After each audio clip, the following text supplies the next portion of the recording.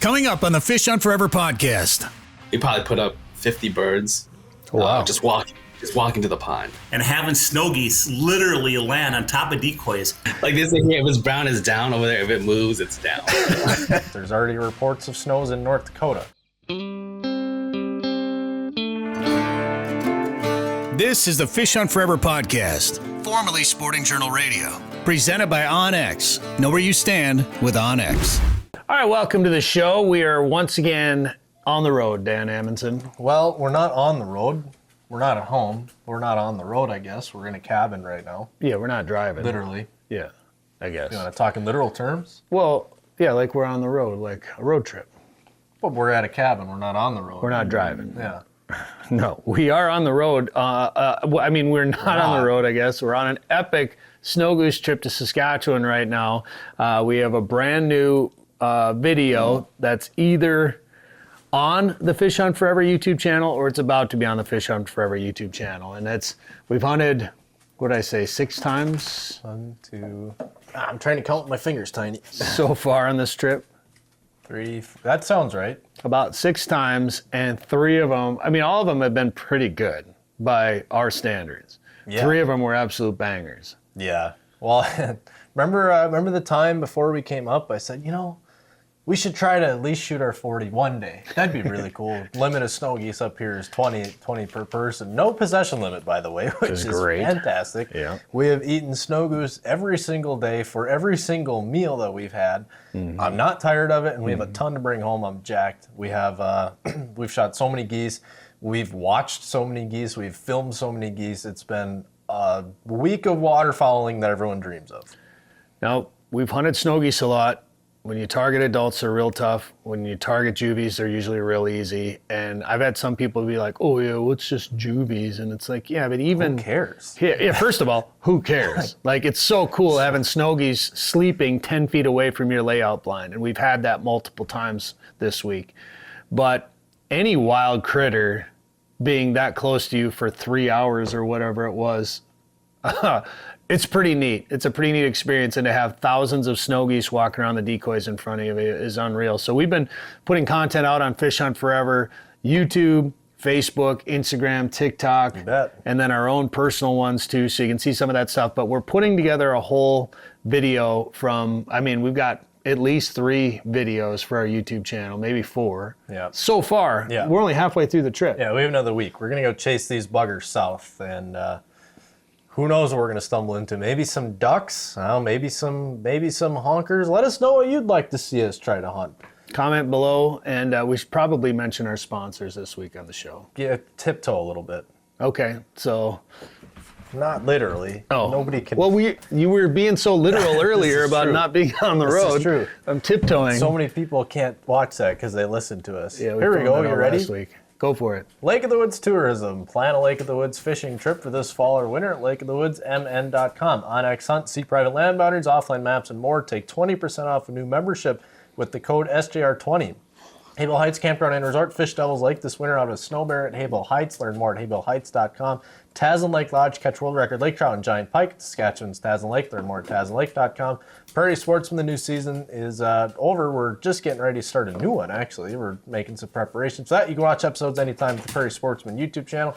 And Trails End Outfitters Trophy, Bear, Walleye, and Whitetails in Saskatchewan. Visit trailsendoutfitters.com for more. That's right. We want to thank Tourism Saskatchewan for supporting us on this trip once again here this fall. I love coming up to this province, Dan, and we've done it for a long time. We've never, up until last year, we hadn't timed the snow geese just right. And this year, we just happened to time it just right again. We landed on them, and now that's going to be the challenge of staying on them. They like to move. They like to move fast. There's already reports of snows in North Dakota. Yeah. And we're a long ways from North Dakota, so... We're not going to go to North Dakota. I have no desire to go hunt snow geese there this year, but we're going to keep chasing them around here. So we're going to try to find them. I guess we could go to North Dakota. I'd rather just stay here right now. I'm not opposed to it. Yeah.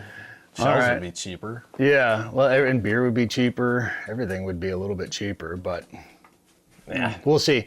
This is the beauty of this trip is it's kind of open-ended. You have to be back for a fire department fundraiser. Even have to be. It's not like I'm going to get docked any pay for that.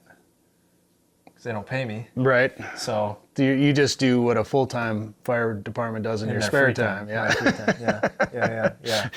Yeah. Yep. So Well, you got that, and I've got the Emmy deal, which I Yeah. technically don't need to go to, but I've spent a lot of money to go you to should it probably already. go. So. Well, maybe you should fly home, and I'll just stay up here with your truck and trailer. That sounds like a great idea for you. It does. Yeah. Well, we'll think about that.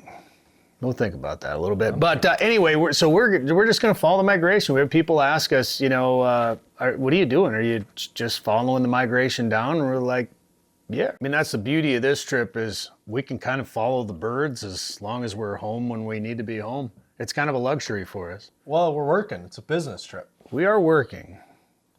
And I guess it is a business trip. I like these kind of business trips. Yeah, I mean, people say, "Oh, it must be nice." Well, just pick a different job. There's lots of them out there. You can buy a camera and try to make a go at it too. I love this job. It's a good one. Thank you for following us, and thank you for making it possible for us to do this by watching our channel here, Fish Hunt Forever or Prairie Sportsman, or listening to our podcast or watching our films, things like that. We promise to keep working hard to bring you cool content here on this channel, and we got some. I mean, this is hands down some of my favorite snow goose footage we've ever gotten. Yeah, I said that last year. I feel last bad. year was pretty we good. just put out a film where I said, "Oh, this was a once in a lifetime." When it was, we won't replicate that just because of who For we had different with reasons. us. And I said, I got some of the coolest waterfowl footage, and then our first morning of hunting here. I'm like, well, I topped that. We have geese landing on our foot bags. How many times you get pooped on so far? A couple times. Yeah, by geese, to preface that. The worst part, I wasn't sure I wanted to tell this story on the air because this is really gross. You are gross. Yeah, I mean, I've worn some of these same clothes. I've changed a few items, but I've definitely worn some of these same clothes for last week, and that means we're on a hunting trip. Yeah. Oh, I don't smell good. There's no doubt about it. But we're in layouts, and we had all these geese flying over, and that morning that's coming out in the video that's going to be on our channel by now or very soon, I got pooped on across like my chest and on my leg, I think on my hand. And then people sell videos of that for a lot of money. one of the next hunts, I don't remember which one it was, I got hit in the face. And it was like right away, I was like, oh, gross. So I'm wiping it off, I'm wiping my entire face off. And and then you get home, you're covered in blood and mud and dirt and this and that. You wash your hands, whatever. I don't remember. I obviously didn't take a shower that day, but I thought I'd cleaned myself up enough. And I woke up the next day, and all of a sudden, like, my beard right here was just real crusty. And I'm like, why is my beard pretty sure I slept with goose poop on my face all night. Huh. That was gross. That's why you're single. Probably. It's been unreal though, and so we got lots of footage coming to our YouTube channel, so be able to check it out here pretty soon. We should talk pheasants a little bit, Dan, because the pheasant openers this weekend back home in Minnesota, North Dakota, and South Dakota. South Dakota's residents only, but a lot of people planning on getting out there and doing some walking, including Keng Yang. If you haven't heard his story before, it's a pretty neat one. His dad grew up in Laos, did a lot of hunting there, came to the States after a lot of people traveled over here to America from that part of the world. And he continued hunting. Keng wasn't really into it. And it's a really neat story about who got him into hunting and why he got started into hunting and why he likes it so much now, and then what he likes so much about it. And honestly, even though his origin story in the hunting world is a little different, what he enjoys about it is the same things guys like you and I do. Pretty common answer for most bird hunters. For sure. I think, actually. We're going to talk to him coming up later in the show. We'll also have a fishing report from Joe Henry. Real quick, though, Dan, I wanted to just kind of go over a few things because MEA weekend is coming up. So the Minnesota DNR has put out a list of ideas, some tips. And at first, I wanted to trash the DNR. I'm not going to lie. I was like, oh, God. I looked at it quick. I didn't read everything completely because they put out, I think, 12 ideas on what you can do with your family over MEA to get into the outdoors. Okay. Guess where hunting was listed there? Probably down towards the bottom. Number 11 out of 12. Well. So go hunting on public land was number 11. Minnesota has extensive options for hunting on public land. Additionally, Minnesota has 2 deer hunting seasons that take place October 16th through the 19th. So there was some tips, but it was 11th out of 12th. And I was like, are you kidding? Our DNR is saying hunting over MEA is number 11 out of 12 ideas. And then I went back and read the intro a little bit, and it was top free or low cost ideas for kids and family over MEA. So then I didn't, because hunting can get expensive. Hunting's not cheap. So or free. And I pumped the brakes just a little bit. And I was like, all right. So a couple of things. Guess what number 1 was? Hiking. No. Oh, well, hiking's free. Biking. No. Swimming. No. Rock climbing. No. Not rock climbing. Rock picking. No. Boating. Boating's not free. No. Not fishing. No. Bird watching. No, but that was on the list. Number 1 was Snowmobiling. Yeah, snowmobiling in October. Check the fall color finder to go look at leaves. Oh, so not go look at leaves, but to check the call. So we're not going to go, but we're just going to go online. Just want to let you know we have a color finder on our website. Shameless plug. Yeah, which I guess that could fall under hiking, but if you wanted to drive around with the kids and look at leaves, you can look at the color finder. Number 3 on that list was to become a junior ranger, which I think is actually kind of cool. They have a junior ranger booklet that you can get. You can go explore state parks and rec areas, learn about plants and animal adaptations. There's a free booklet you can get at ranger stations during open hours, and then there's some activities that kids can take part in. So that's actually pretty cool, I think. Yeah. Way to get out there and learn things. Also, there's some tours. It's the last weekend of the tour season. So there's 3 state parks that offer tours: Blue Mounds, Forestville Mystery Cave, and Lake Vermilion Sudan Underground Mine. Now, Dan, you and I have gone to Blue Mounds. We filmed it for Prairie Sports. I mean, that was pretty cool. My favorite part, though, is how they describe Blue Mounds and what you can do there. At Blue Mounds, experience the sights and smell the rich earthiness of grasses. Yes, I love. You know what I love about living on the prairie is waking up and smelling grass. Hey, kid, go smell that grass over there. This is your holiday weekend. I keep telling you to go outside and touch grass. No, Go smell it. Oh, my gosh. In the 70s, that had a way different meaning.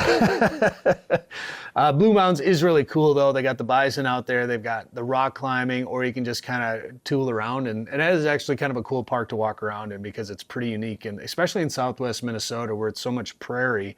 They've got that blue quartzite or that blue rock on these cliffs that you can see from a long ways away. It's pretty neat. And Forestville Mystery Cave, I haven't been. Have you been into Mystery Cave? No. I've never done Mystery Cave, but I did the other cave that's down there. Why the heck can't I remember it? They were closed and they brought us in and I was down there with Rick Hansen filming Prairie Sportsman, so they gave us a tour of the cave, and it was pretty neat to go down there. Mystery Cave, I know we filmed that for Prairie Sportsman too. Somebody else went, and that's a pretty cool place. Have you been to the underground mine at Sudan? No, my parents have, though. You need to get out more, Dan, and touch some grass. You know how many times I've driven Go by smell that place? some grass. I've driven by that place more than most people in their lifetime will ever.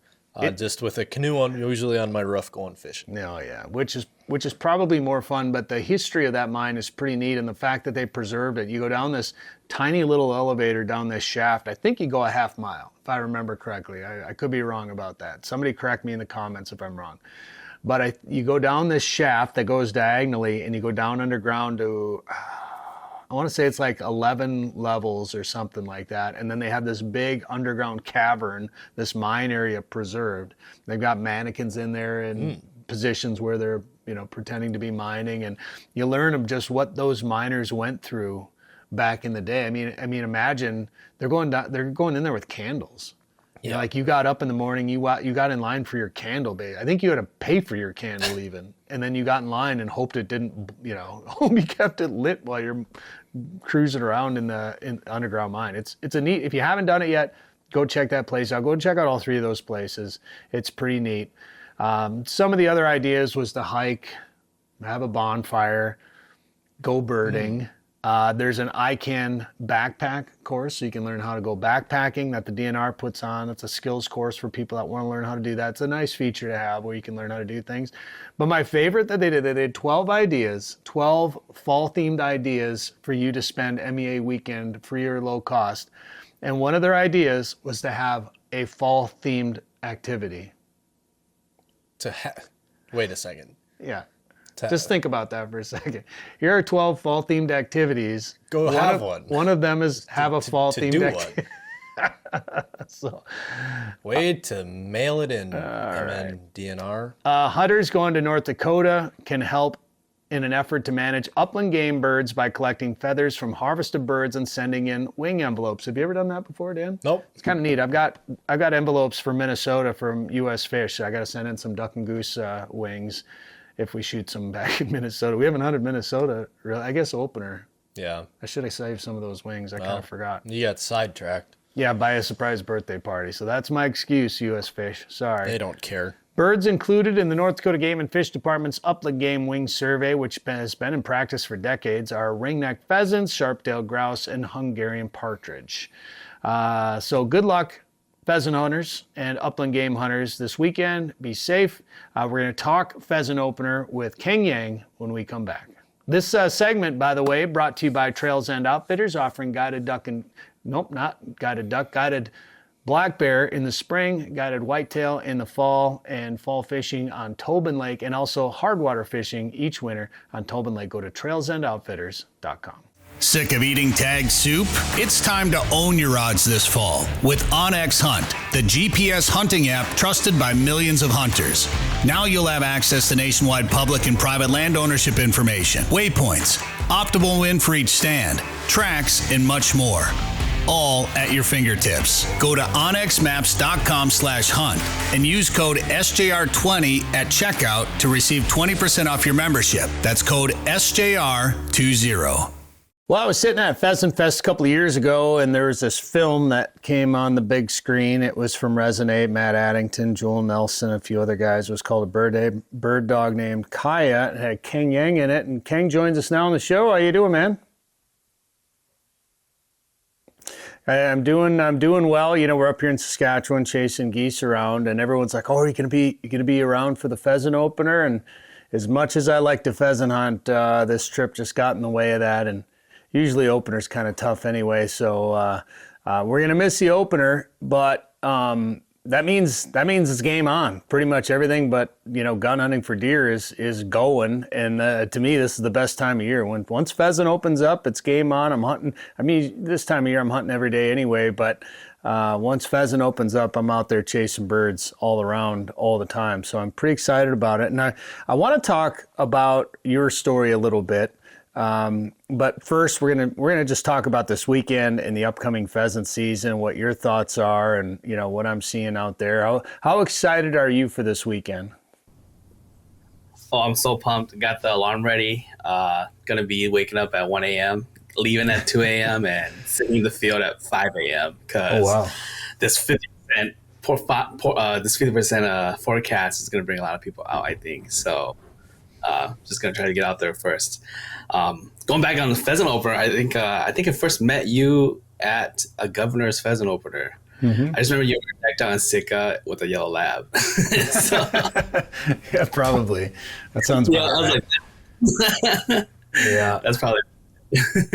Yeah, I mean, no, and I'm not asking where you're going this weekend, of course, but are you going to be in Minnesota? Yep, I'm gonna be in Minnesota, Southwest. Got a group of 8 guys in our group. So we're going to try to lock down a public land field and, just push birds around, you know, to each other and go from there. So it's supposed to be hot. So we've been planning and we want to get it done quick, right? It's supposed to be in the 70s. So hopefully the birds are there. Yeah, I think last time I looked, I think it was upper 60s for Saturday and mid 70s for Sunday. So it'd be a little bit cooler in the mornings, of course, but when you don't start till 9 a.m., that gives the sun a chance to get up there and warm things up a bit. So lots of water for the dogs, of course. And I got word that corn is coming off back home right now. I know David, who's normally on the podcast with us, he's probably sitting in a combine as we speak.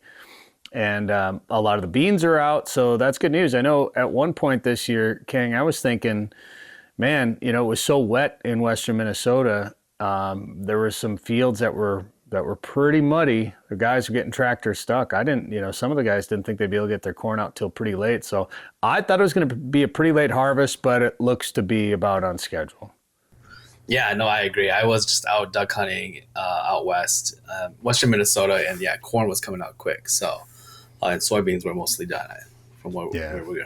So, perfect. Yeah, it's gonna be good timing. So, and it sounds like you're hunting. I guess you said you were hunting public land, and as soon as you said you were going to get out there at 5 a.m. and sit on it, I figured that was public. And I remember a couple of years ago, Dan and I hunted the governor's opener down in Worthington. And we were driving around, and Scott Rawl had given us a couple of tips. We'll try this spot. And I've always wanted to film a Prairie Sportsman episode at Pheasant Run 1, that first ever Pheasants Forever parcel that they bought down there. And I was like, Dan, let's just drive by it. It was, I don't know, what time was that? Like 7 a.m., Dan? 6:37. We went out kind of early. Not quite 5 a.m. early, but we did go out kind of early, because I was worried about getting on some public. And we just happened to drive by Pheasant Run 1, and there was nobody in the parking lot at 7 a.m. And I was like, oh, we're going to hunt here. And they had just taken corn off right next to it. There was a guy hunting across the street. And just as we were sitting there getting ready to start walking, just a couple of minutes before legal shooting time, that guy was getting out of his truck too, and he was kind of wandering around his truck, and his dog was running a little bit, and birds started getting up out of his side and flying right into our side, right in front of us, right along the edge of that picked corn. And Dan and I had our 4 birds in 20 minutes, half hour. I remember driving back, and we get back to Worthington with the first one, and it's only 2 of us, so it's not going to take 2 of us too long, to shoot our birds anyway. But we get back there to the place to have lunch, and it's, 9:30 or whatever. And even the governor was still there, and he walks by and goes, oh, you guys are back early. And we're like, yeah, and he sat down and talked to us for a little bit. And he's like, so a lot of birds out there. And we're like, well, there was where we started. We didn't make it very far. But I think we missed 2 and still shot our 4. So it was a fun time out there. So you're bringing a big group of guys out. Yeah, big group of guys, a couple friends, and my dad and my brother. So awesome. Yeah, we're gonna try to lock it down. Yeah, well, selfishly, I hope most of the corn doesn't come out yet on opener. Yeah, no place for those roosters to hide from the big groups, right? And save some for some later season when people don't want to get out there. That gives me some more opportunities. Yeah. It's definitely, and I'm the same way, and especially when it gets to be later in the season, you can go a little bit later in the day and hunt around standing corn and usually find some birds out there. So once that gets cut, it's like, okay, well, what other covers are out here that I can usually find birds at? The corn's the easy one. So what do you think? You think you're going to see a lot of birds? Yeah, I think so. We're going to a spot we usually go to. Traditionally, there's always a lot of birds there on opener. So, and from the reports, looking at that heat map from the DNR, looks about right in that, big numbers area. So, yeah, I think hopefully we're going to be doing good. I think the only thing that what will prevent us from not doing good is just our shooting. So. Well, the nice thing about that area you're talking about on the DNR map is that it was huge. Like the big area for the DNR this year was like half the state. It seemed like it was a big area. So hopefully we'll see birds out there. Yeah, we were just in I was just in southern Minnesota on Saturday duck hunting on some public, and we probably put up 50 birds. Oh, wow. Just walking to the pond. So where did you say that was again? That was southern Minnesota. How was duck hunting? Oh, it was good. I mean, with the south winds, that like at 20, 25 miles an hour, and just being hot, we didn't see much more movement, but scratched a couple birds and some geese. So yeah, nice. Yeah, just went out just to be out. That's awesome. Yeah. Well, I want to bring up Pheasant Fest again just for a second because I just bought my Turnpike Troubadour tickets. I'm pretty jacked. Oh, yeah. They're so expensive. I was like, no. They were. Dan and I were sitting here, and I'm like, all right, Dan, this area is $500 $400. Front row is $500 or whatever it was, but so I got tickets in the back, up in the balcony. But State Theater, I think those seats will be pretty good too. It would be great. I like sitting up close, and I came real close to spending the money, and I know there's plenty of people that will, and especially pheasant hunters. There's some pheasant hunters out there with plenty of money. They'll dole out the dough for it for sure. But I'm so excited. A Turnpike is probably my favorite band right now, and I've never seen them live, so I'm just jacked. And the fact that it's it's part of Pheasant Fest next year, I'm just jacked. I think that's awesome. Yeah, I've only heard a couple of their songs, but they're pretty good. I've been starting to listen to more to their albums. Well, start downloading. You'll like it. I mean, and it's got the ultimate song, The Bird Hunters. When that fiddle kicks in at the State Theater next year, that place is going to erupt. And I hope they don't play it first. I hope they come out with it as an encore, or near the end or something like that. Because otherwise it's going to be too much right away, and you're just gonna be like, okay, the rest of the show is all right. But if they finish with that one, I mean, the roof may come off the building. Yeah, you might see roosters play. I can't wait. It's going to be so cool. And I want to just talk about that film. So A Bird Dog Named Kaya. Kaya, you still got Kaya? Yep, she's 8.5 now. She'll be 9 in December. 8.5. That's awesome. That's so cool. What language does Kaya understand? I was watching the film and I was listening. Yeah, she understands English. So, but okay. Yeah.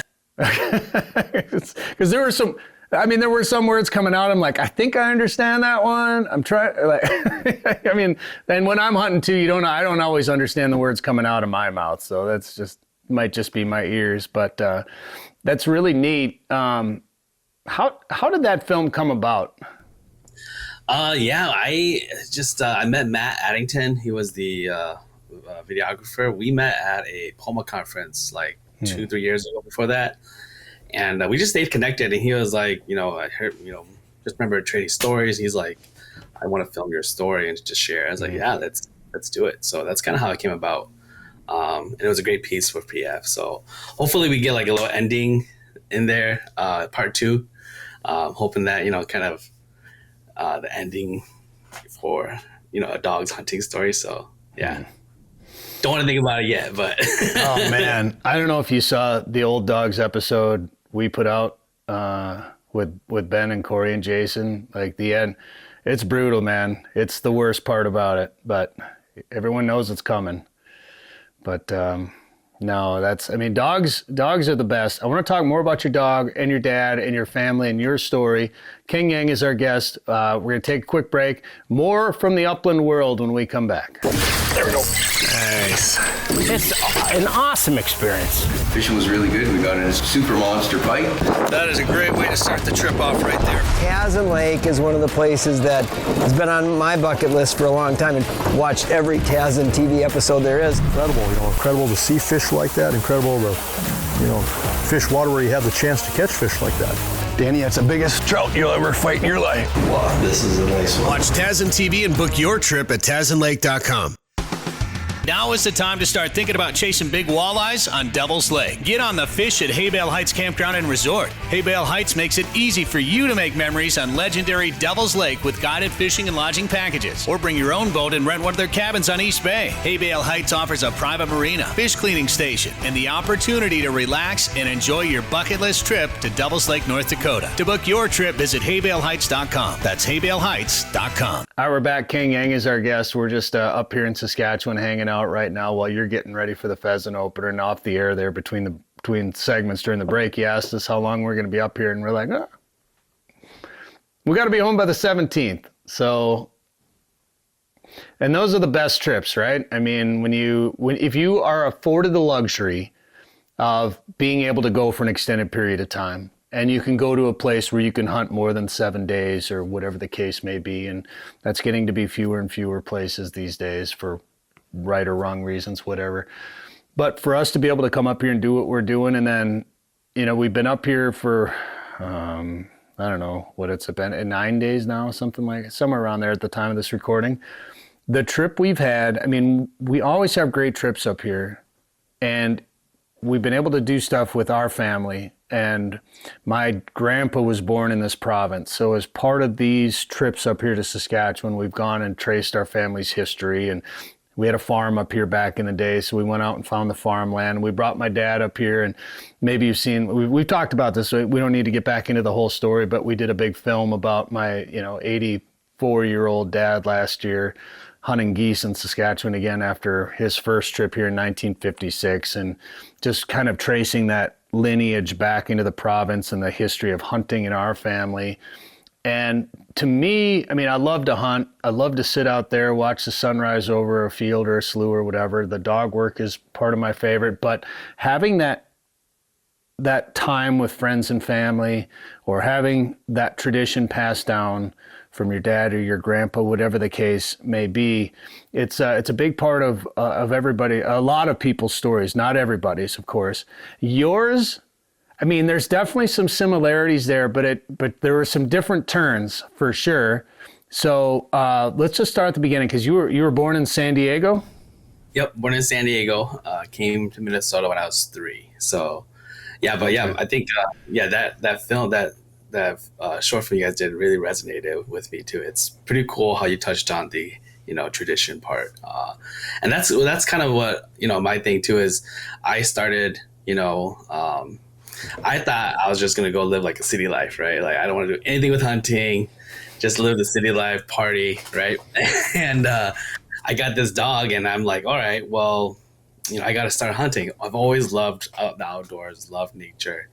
And she was really the reason why I started hunting. And through that, reconnected with my dad and his hunting skills, right? So let's just back up just a little bit, because your family's from Laos, and they came, and a lot of people, when they came over to America after the Vietnam War, California and Minnesota were kind of the two big settlement areas.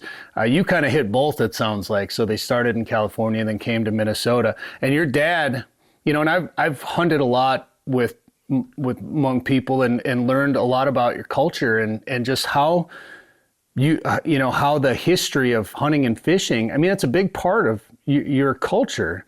And to see that kind of continue. I know it's a little different here in the States than it was back then, but there's a lot of similarities there, isn't there? Yeah, a lot of similarities. Big part of our culture. I mean, my dad and my uncle, all of them have always hunted together. They've, ever since they could walk, right? And coming to the U.S., I applaud them, knowing little English when they came and still wanting to continue those hunting traditions and having no land. And so doing that, having public land and being able to continue those traditions, right? And then passing it on to me and, future generations. It's awesome. It just shows the value of public land again. But yeah, like if they, them not knowing that much English and learning the rules and regulations, I'm sure there's some rough spots in there, right? But you learn, right? And I think everyone is in there for the same reason, right? To do yourself and to continue your traditions. Yeah, I mean, I think. There were not much for hunting regulations over there, was there? No. Like they say here, if it's brown, it's down. Over there, if it moves, it's down. Well, we kind of touched on it earlier. A lot of people have that similar story, being introduced to hunting at a young age by fathers or grandfathers. But your story may be the first time I've heard about a dog getting somebody into hunting. Yeah, so I've always loved animals, but didn't like guns, was afraid of guns, right? And I've always loved animals, loved to bird watch. We had chickens, cared for chickens, and there's sorry, somebody heard me talking about dogs. And yeah, I got this dog, and I'm like, all right, well, she's a honey dog. What's her purpose, right? What's gonna give her the most fulfilled life? And so that's hunting. And I mean, that's my dog. I don't want her hunting over someone else, right? So it's like, yeah. So that's what really pushed me to just become, just start hunting. And we did start with pheasant hunting. That was our first thing. So Well, was your dad trying to get you into hunting? A little bit, yeah. He would bug us about going deer hunting or squirrel hunting, and we would always tell him no, right? We're busy. But ever since then, now it's me and him arguing about where to go on opener. Oh, he probably loves it. Yeah, I'm sure he loves it now. He loves the argument, where are we going? How are we gonna walk this field, right? Do you remember your first hunt then? Vaguely, but yeah, I just kind of remember it being very thick, guys being very tall, and me being annoyed at my dogs. That sounds about right. That'll never change. Those things will never change. Was there ever any part of it when you started hunting, you said, man, I don't know if this is for me? No, not at all. When I stepped up, I tell a lot of people this, but I just remember the first thing was pulling in the dark on a pull off, and I'm like, where are we? You know what I mean?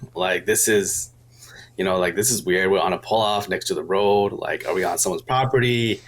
I don't know anything that's going on. And then the sun comes up, and you see the roosters, flying across the field. Ducks migrating, and it's just so beautiful. And it's wow, this is so immersive, way more immersive than going to, no offense, but going to a state park and bird watching. You know what I mean? It was just this is so cool. I want to see more. I want to see more public land. So. Yeah, once you do it, and I just made this comment to somebody about snow goose hunting, and once you get on a good snow goose, a lot of people are snow geese, the sky carp, and you need too many decoys, and it's too hard, but man, once you get on a good snow goose hunt, you don't want to hunt anything else. It's a game changer. Are you gonna stay there? Or are you gonna get down? What are you gonna do here? So I feel like pheasant hunting can be that same way. Once you get a good experience and you get it, you figure out what it's like, or you watch your dog, flush a rooster or point a rooster if you got a pointing dog. Once you do that one time and then a second time, you're like, oh, this is okay, this is fun, especially if you're training your dog, and you worked with your dog in the backyard, and next thing you know, they're doing what they were born to do out there. It's amazing. You want to do it every single day. I love it. Yeah, totally. It's total teamwork. I didn't get that at first. I thought it was just the dog listening to me, but it's total teamwork out there, pheasant hunting, Yeah. What else surprised you about hunting that you're like, oh, this is pretty cool? Yeah, I think what surprised me the most was just the conservation piece behind it, the life dollars, understanding that, I never understood that before hunting, and so just realizing buying the licenses, those dollars go back to the wildlife. So yeah, that was cool.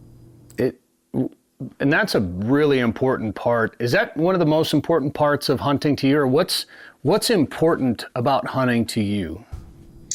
Yeah, what's important to me is creating and preserving tradition, right, and public land access.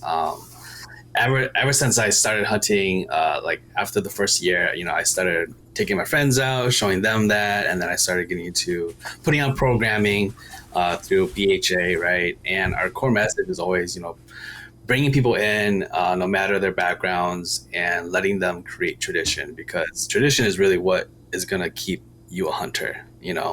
It's not, you can have 10 worst hunts and 2 good, you can have the 10 of the best hunts ever, and that person might not hunt again unless he has traditions in it, right? Unless he has a group of friends that he's going to go duck hunting with every year on opener. It's, just simple stuff like that. But yeah, those are kind of the big things. That is how you retain hunters, is through tradition and making sure that the important parts of the hunt are not necessarily the size of the piles afterwards, but the experience, the adventure, the people that you're with, the places that you go. I mean, it's so much more than just killing stuff, and a lot of people that don't hunt don't get that. Don't get me wrong, we like having good days out there. We like making the pile, but that's not a measure of success of it for me out there. And what is it for you? What's a favorite part of hunting for you think? My favorite part is being out there and enjoying nature at its everything moving around from pheasants to ducks and my dog just working, me and her working together. I mean, just really being out there and immersing myself in that wild space. I mean, it's not wild compared to, your Western, years, but it's a little piece of wildness in, at home. So, you're right. But at the same time, even here in Minnesota, when you walk I've walked so many public lands where the first thing I try to do, a lot of times if it's a piece of land I haven't hunted before, I pull up OnX and I look at it from OnX first and go, okay, there's the backside of the property. How hard is it to get to that spot? How much cover is back there? Is there a tree planting? Are there willows? Is there cattails? How wet is it going to be? Am I going to have to cross any creeks? So I put a plan together in my head on OnX, and I always head for the farthest place, particularly later in the season, because the public land, some of them do get trampled and they get real busy, especially earlier in the year. So you have to go where other people don't want to go. And every time I do that, especially on a new piece, if I get to a part of that public land that's hard to reach, I always see something cool, whether it's wildlife or just, part of nature that, 99% of the world's population will never see the kind of stuff you see out there in wild places.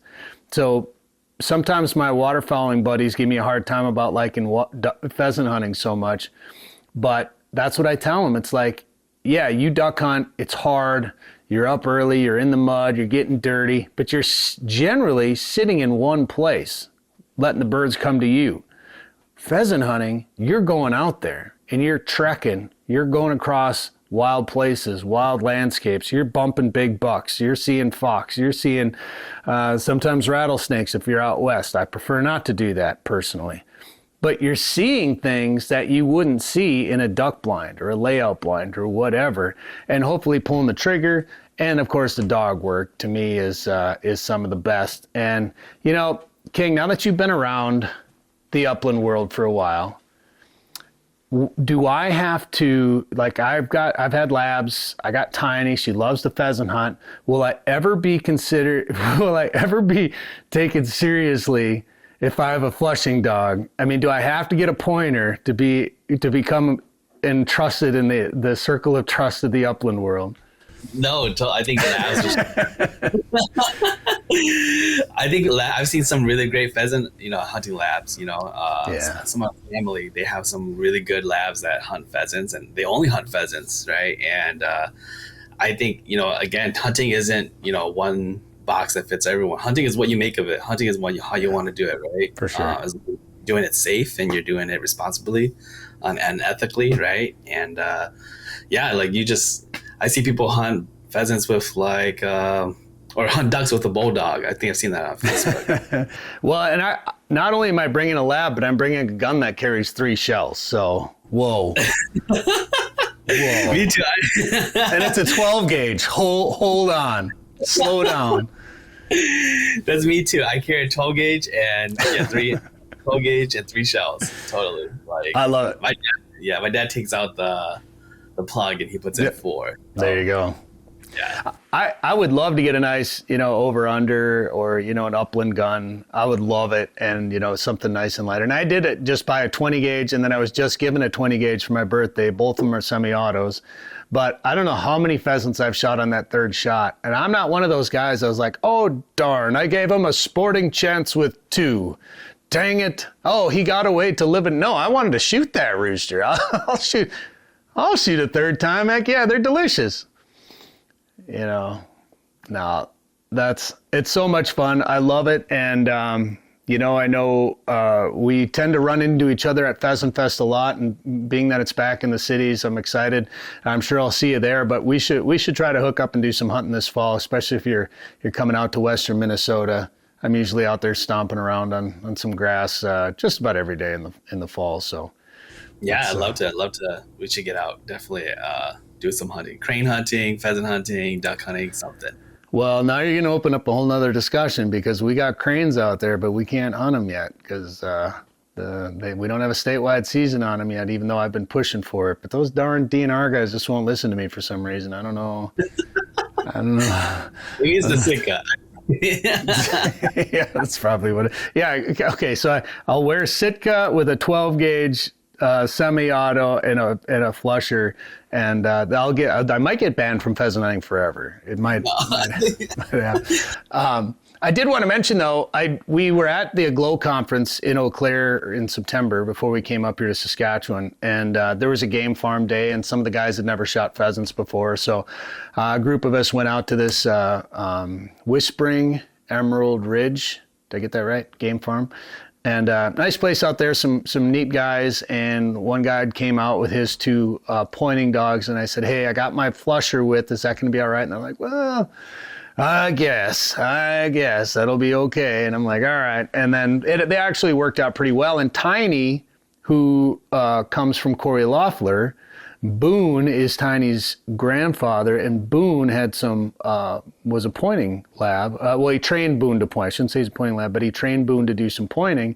And I don't know if some of those genes were showing through, but 3 times now Tiny has pointed. 2 were pheasants and 1 was a wounded teal that got shot and then ran into some grass. And I don't know if she was just like, I don't know what to do right now because that birds normally fly by now and they're just sitting there.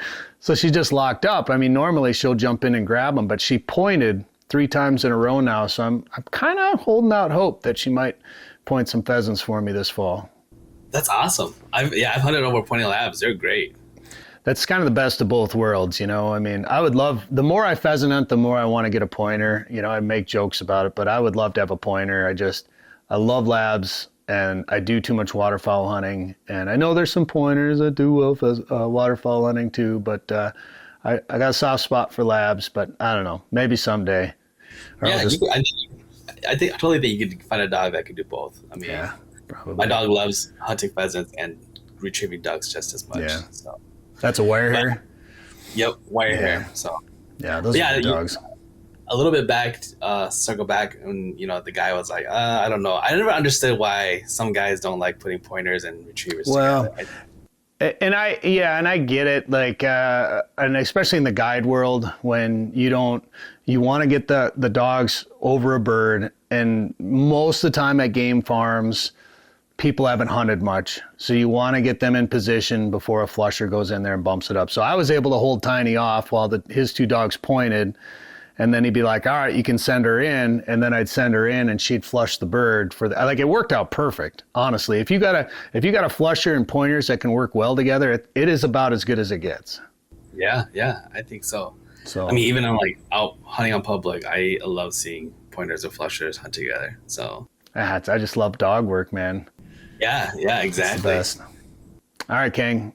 Well, we'll let you go. Good luck this weekend. Anything you want to plug? Anything coming up that you want to talk about? Let's see. We are doing Icebreaker for Backcountry Hunters and Anglers, Minnesota chapter. Did a new venue or something? Did I see that? Breezy Point up north. Okay.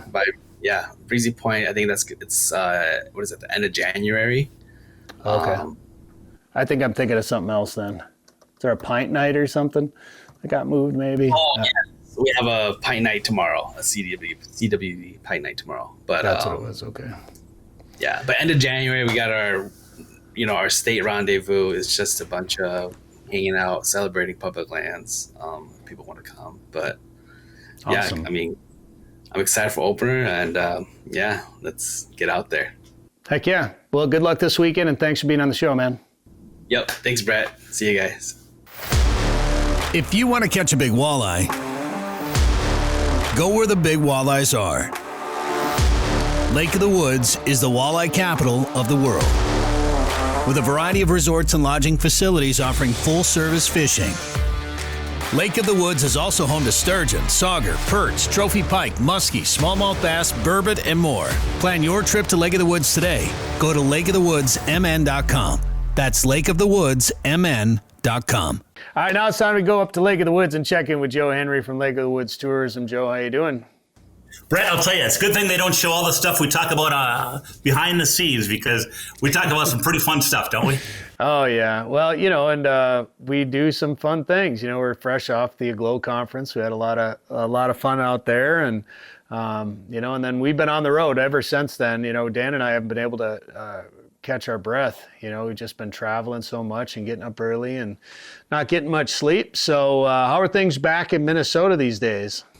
Well, I don't know if it's appropriate to say dude, but dude, I love the content that you guys have been pulling out. Holy smokes. Standing up in a blind, pointing a camera over your shoulder, and having snow geese literally land on top of decoys, bumping decoys when they're eating, and they're literally right there in that low light. I mean, boy, you guys have had some incredible hunts, and you put on some great material. Holy boy. Yeah, it's unreal, and we've got a brand new video. It's either on our Fish Hunt Forever YouTube channel or coming to it, depending on when you're watching this or listening to this.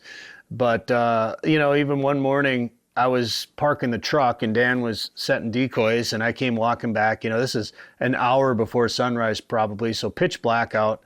And I get to the decoys and I got a headlamp on and I'm walking through finishing decoys, and Dan's like, yeah, there was some geese walking through, there's some geese that landed in the decoys. And I kind of stopped, I looked around and I listened. I didn't hear anything. You couldn't see much, but I was looking, I couldn't see anything.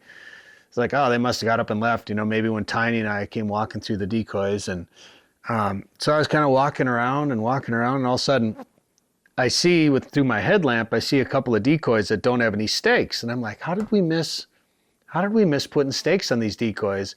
And then they started walking. Like, oh, they are live birds walking around. So I walked within 3 feet of snow geese in the dark, shining with my headlamp. I saw that on social media. In fact, I was wondering if you're going to reach down and push their tail or something. I tried. They did. All of a sudden, they're like, well, wait a minute. I don't know what that is.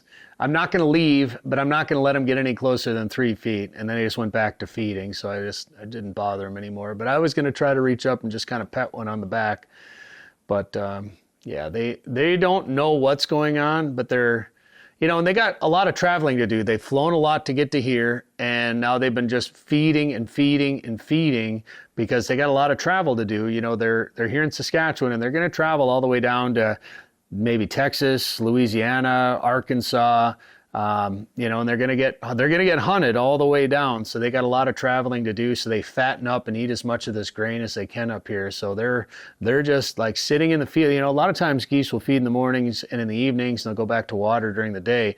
A lot of these snow geese are just fattening up because they know they've got a lot, and they're eating grain for probably some of the first times in their lives. And they're like, wow, this is really good.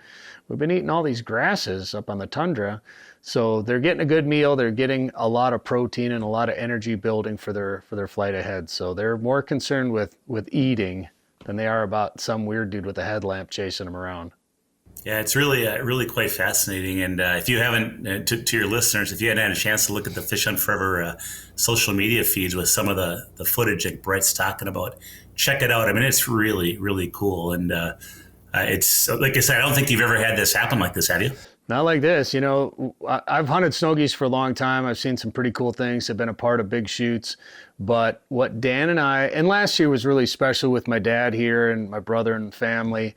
But what Dan and I have done this week, and the snow geese are coming super early, like before legal shooting time. Now, last year they were showing up either right before or right at legal shooting time. So it was still pretty dark, still early for geese to come in. But they're hungry. They're coming out to feed all day, so they're getting out early. But here this week, they've been out a good 20 minutes to 30 minutes before legal shooting time. So we have no choice but to let them land. And there's thousands of them coming in and just walking around the decoys with us. So one landed on my layout blind. I got pooped on like 4 times. We had 8 geese in the decoys the other day, Joe, that Dan and I shot our 40 birds, so 20 apiece. And we had 8 of them that just stayed in the decoys within about 20 feet of us the entire time. Even when we're shooting, they just kind of kept feeding. And one point they were laying down sleep. We had one sleeping about 10 feet away from us. And anytime you're that close to, a wild animal, it's pretty cool. Mm-hmm. It is cool. I think the other thing, if people haven't done it, when you're in a blind and you have all those snow geese over you, the sound, the noise, it's pretty amazing. I mean, you want to talk about the call of the wild, right? Yeah, the noise is the best part for a lot of people. It's absolute chaos. It's madness. It's loud. You can't hear each other talk. And they're just squawking. You wonder how those geese get any sleep. because they're so noisy. But, you know, Joe, when we hunted up at Lake of the Woods, I think it was 2018 or 2019, we did that cast and blast episode for Prairie Sportsman during an aglow trip, actually. We experienced something, I'm not going to say, we actually did shoot some snow geese up there. There was one flock of snows. I think we dumped 7 or 8 out of, something like that.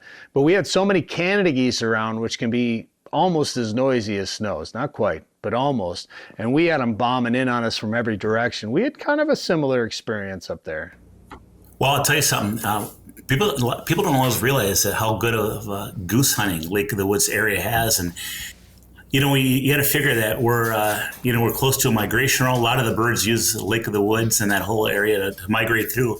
But you know, they can go back and forth. They can stay there for a while because they got all that water in many places. You got the bays, the rivers, the big lake, but then you have thousands and thousands and thousands of acres of ag land that a lot of people don't realize. You know, they think of northern Minnesota and Lake of the Woods area for the pines and the Canadian Shield, you know, the islands and all the rock and granite. But, you know, just starting to the south and west, there is a lot of egg and there's a lot of food for those geese, and it holds those geese. It's some world-class goose hunting.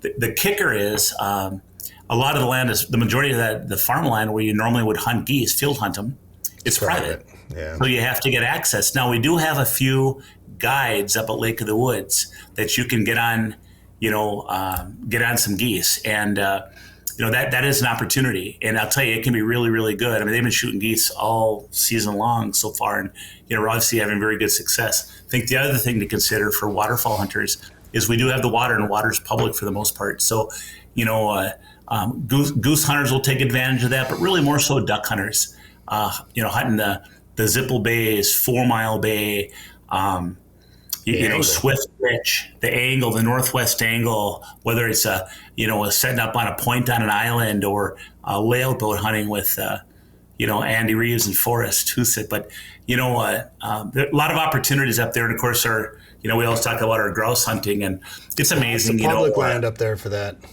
Oh, we got Beltrami Island State Forest as one example. I think it's the second largest plot of public land in the state, but not only is it literally, there's hundreds of thousands of acres of public hunting land. And the kicker too is that if you have a huge forest, but you don't have any access to it, any roads or anything, you can walk through the fringes, but it's thick and it's hard. Beltrami has dirt roads. It has ATV trails. It has dedicated walking trails for a joint effort between the DNR and the Rough Grouse Society up there. But, there's so many opportunities. And it's amazing, too, to see locals that I know that are, fishing guys and just locals up there, how they're showing, I went out and took a walk and I got 5 grouse. I went out and took a walk, I got 3 grouse. I mean, it's just kind of the way of life. It's not a big deal up there. Yet you get people from other parts of Minnesota and like, holy smokes, we saw more grouse than we've seen in years, just doing some hunting up there. So it is kind of neat. We should talk fishing a little bit. How's the Rainy River these days? Well, I'll tell you what, it's good. The Rainy River is good, but, we've had warm enough temperatures that, we have some shiners going in the river. We have some walleyes going in the river. The Rainy River actually this week so we got some walleye fishing going on, and it's okay. We don't have the big rush of walleyes yet. We haven't had that cold enough weather. I'll tell you what has been good this last week, sturgeon. I mean, I talked to a sturgeon guide. In fact, it was Josh Beckel. And Josh Beckel's a longtime guide up at Lake of the Woods. And he took somebody out. I'm trying to think that Facebook post I had. I think he got I want to say it was a 63-incher if I remember. But they got numerous fish, that were, around that 40-inch mark or just a little bit less, but a whole bunch of them, like more than 20. So the bite for sturgeon has really, really picked up. As far as walleye fishing goes on the lake has been really, really, really good. Those fish are staging off that south shore in numerous places. We think those shiners are there with them. And really the water temp right now is still like 61 degrees, Brett. That's really warm. I mean, we've had warm weather. As we start getting the chillier temperatures and that water temp starts dropping, you never know. Mother Nature's in control. But based on past experiences, we believe that it won't be long and that we'll get some big blast of shiners entering the river. And of course, those walleyes will be close behind. But right now, those walleyes are in big schools staged along the south shore, other parts of the lake, and certainly up at the northwest angle. Some of those spots up at the northwest angle this time of year, I mean, you're talking, I don't want to speak out of tune, but I mean, sometimes you're talking 100 fish days, literally, walleyes. And you're also getting your mixed bag. We're getting a lot of jumbo perch, just like we did ice fishing last year. We've been getting nice jumbo perch all year. I talked to a Marshall Monk as a owner and a guide out of Lake Road Lodge. Marshall's been taking some private trips, just sliding them into Ontario by the islands. And he said, he talked to him yesterday. He says, did you see the size of those crappies we got in addition to the jumbo perch and walleyes? Monster crappies he's getting. Of course, it's fall. It's Lake of the Woods, so it's kind of what you can do. And there's just a lot of opportunities right now. Fall fishing, you dress a little bit warmer. It's a little bit chillier in the morning. But you dress warm, you dress in layers. As the day goes on, if it's sunny, it's going to get warm out. You shed some layers. It's a jig bite. So normally you're vertical jigging over the side of the boat. If you want to jump on a charter, jump in with a private guide, or bring your own boat, there's a lot of opportunities. And what a fun bite, jigging over the side of the boat, catching multiple walleyes and saugers and jumbos and occasional pike. And I mean, it's cool. So that post, if it's the one I'm looking at right now from a couple of days ago, was a 66-inch sturgeon. So 66-inch sturgeon, yep. It's a nice fish for sure, Joe. And if people want to plan a fall trip or maybe start thinking about ice fishing this year up at Lake of the Woods, what should they do? Yeah, man, it's a great time. Check out our website, and that is lakeofthewoodsmn.com. Thanks for listening to the Fish Hunt Forever show. Download the Fish Hunt Forever podcast wherever you get podcasts or watch on the Fish Hunt Forever YouTube channel. If you like today's show, please give us a 5-star review. Find past shows, articles, news about regulations, and more at fishhuntforever.com.